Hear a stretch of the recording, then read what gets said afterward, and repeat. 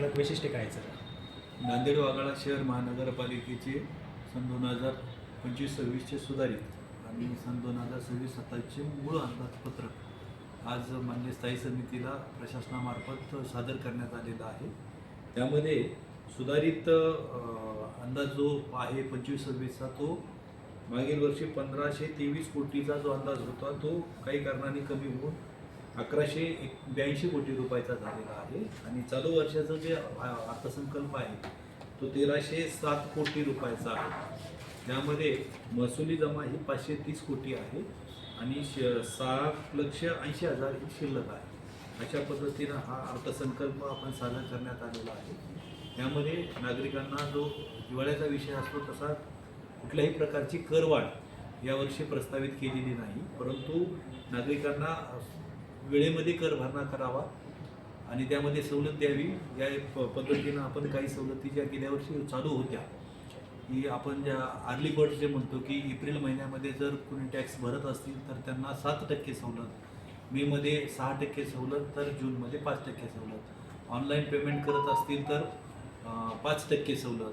त्यासोबतच महिलेच्या नावावरती, घरातल्या महिलेच्या नावावरती जर घर असेल तर त्यावरती सामान्य करामध्ये 10% सवलत किंवा घरामध्ये दिव्यांग कोणी असेल तरी मालमत्ता करामध्ये 10% सवलत. ह्या सवलती ज्या आहेत त्या यावर्षी पण चालू असणार आहे. त्यासोबतच नागरिकांच्या जिव्हाळ्याचा विषय म्हणजे वाहतुकीच्या दृष्टिकोनातून ई बस सेवा यावर्षी आम्ही चालवण्याचा मानस केलेला आहे. PM ई बस सेवा जी शासनाकडे स्कीम आहे त्यामध्ये आपल्याला 100 बसेस मिळण्याची शक्यता आहे. त्या अनुषंगाने चार्जिंग स्टेशन, डेपो यासाठी स्वतंत्र तरतूद महापालिकेच्या बजेटमध्ये केलेला आहे. त्यासोबतच पर्यावरणपूरक ई व्हेकल बऱ्याच प्रमाणामध्ये लॉन्च झालेले आहे. शहरातले नागरिकही वापरायला प्रोत्साहन देण्याच्या दृष्टिकोनातून आणि पर्यावरणाचं रक्षण करण्याच्या दृष्टिकोनातून आपण 9 ठिकाणी चार्जिंग स्टेशन महापालिकेच्या जागेवरती उभा करणार आहोत. त्यासोबतच माजी पंतप्रधान अटल बिहारी वाजपेयी यांचा पुतळा आपण कोर्ट परिसरामध्ये करणार आहोत. त्यासाठी स्वतंत्र तरतूद केलेली आहे. आपला जो विसावा उद्यानचा परिसर आहे किंवा रेल्वे स्टेशनचा परिसर आहे त्या ठिकाणी बरेच विद्यार्थी आणि गार्डनमध्ये येणारे नागरिक मोठ्या प्रमाणात असल्यामुळे खाऊगल्ली करण्याचा एक प्रयोग आपण शहरामध्ये त्या ठिकाणी मध्यवर्ती भागामध्ये करणार आहोत.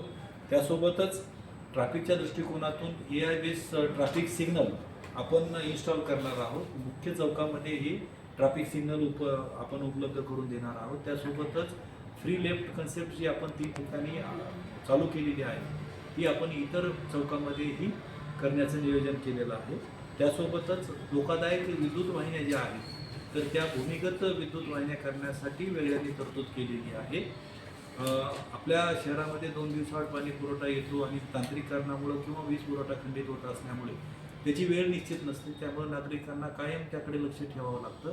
तर आपण जलबेल नावाचे ॲप नागरिकांसाठी उपलब्ध करून देणार आहोत जेणेकरून त्यांच्याकडचा जो पाणी पुरवठा आहे किंवा पाणी पुरवठ्याच्या तक्रारी आहेत ते त्यांना त्या माध्यमातून माहिती मिळेल किंवा तक्रार करता येईल.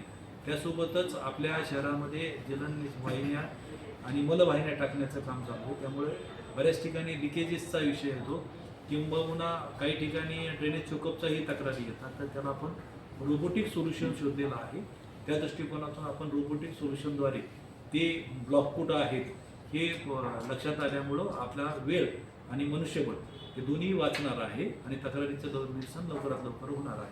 त्यासोबतच या टेक्नॉलॉजीचा वापर करून अनधिकृत नळ कनेक्शन जे नागरिकांनी काही घेतलेले असतील तर तेही शोधण्यामध्ये आपल्याला मदत होणार आहे. अशा पद्धतीने आपण सर्व सुविधा देत असताना नागरिकांना कुठली कर वाढ न करता हा आजचा अर्थसंकल्प आपण मान्य स्थायी समितीला सादर केलेला आहे.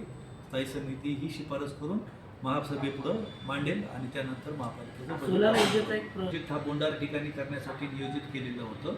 तो ॲक्च्युअल आपल्याला आपल्या निधीतून किंवा खाजगी तत्वावरती करायचा होता, परंतु यावर्षी शासनाकडून आपल्याला निधी उपलब्ध करून देण्याची एक योजना डिक्लेअर केल्यामुळं आपण मेडाच्या तांत्रिक मान्यतेनंतर प्रशासकीय मान्यतेला शासनाकडं पाठवलेला आहे. यावर्षी तो मंजूर होईल, तो आपण यावर्षी कार्यान्वित होईल. त्यामुळे प्रति महिना महापालिकेची 2 ते 2.5 कोटी रुपये वीज बचत होणार आहे. पण अमृत 2 मध्ये गोदावरीचं 12 नाले उत्तरचे आणि 5 नाले दक्षिणचे असं काम पूर्ण झालेले. उरलेले जे 2-3 नाले आहेत तेही आपण येत्या 2 महिन्यामध्ये पूर्ण करणार आहोत आणि या वर्षीच्या पावसाळ्यापासून सर्व नाले जे आहेत ते NRP लाईनमधून थेट नदीमध्ये मिसळणार नाहीत याची खात्री महापालिका प्रशासनाने केली आहे. ते बांधायचंही नियोजन केलेलं आहे. अशा पद्धतीचा प्रयत्न करत आहोत. जे आहेत प्रशांत इंगोले त्यांना कॅबिन नाही म्हणून ते आपल्याच वेटिंग हॉलमध्ये बसून कार्यकर्त्यांना किंवा लोकांना भेटत आहेत. त्याबद्दल आपणास काय माहिती आहे का किंवा याबद्दल काय सांगा आपण? पूर्वीपासून गटनेत्यांसाठी महापालिका इमारतीमध्ये स्वतंत्र दालनाची व्यवस्था केलेली नाही आहे. ही त्यांनी मागणी नव्यानं केलेली आहे. तर त्यांनाही आम्ही कळवलं की सभागृह नेते आणि महापौर यांच्यासोबत चर्चा करून महापालिकेमध्ये 4 गटनेते आहेत. त्यापैकी सभागृह नेत्याला फक्त सभागृह नेते म्हणून दालन आहे, गटनेते म्हणून नाही. तर त्यांना व्यवस्था जर करायची असेल तर त्यांनी सभागृह नेते आणि महापौर यांच्याशी चर्चा करून समन्वयाने त्यांची बैठक व्यवस्थेची केली पाहिजे.